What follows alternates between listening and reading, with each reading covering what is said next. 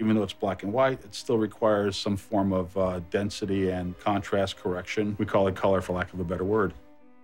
When this thing first started, we had something that looked very washed out. So what you're trying to do is maintain the contrast to make it look mysterious and spooky, but still see the detail.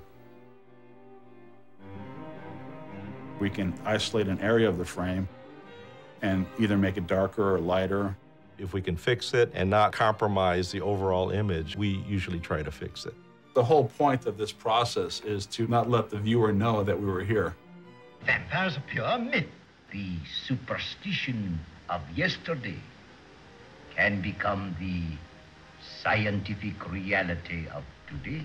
Dracula, it's a mono recording, and we're going to keep it mono and present it in a cleaner fashion.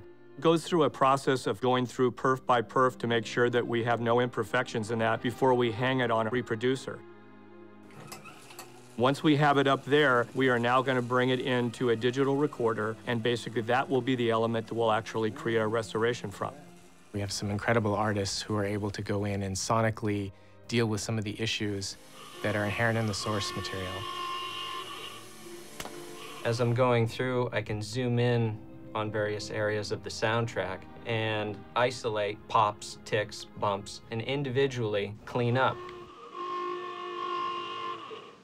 The wear and tear of time is some of the biggest challenges. In the opening music of the film, which is from Swan Lake, just a very garbled piece where there's a speed change, they call it wow.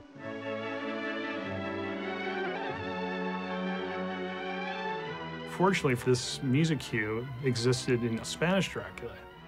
So we were able to go back and find a matching piece of the same music with the same quality.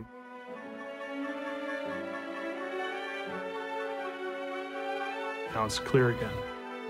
There's a lot of noise that exists in the original soundtrack. When we listen to the raw track, there's just a horrible hiss throughout that entire picture. Now we really get to hear the movie in a clarity it's never been heard before. Listen to them.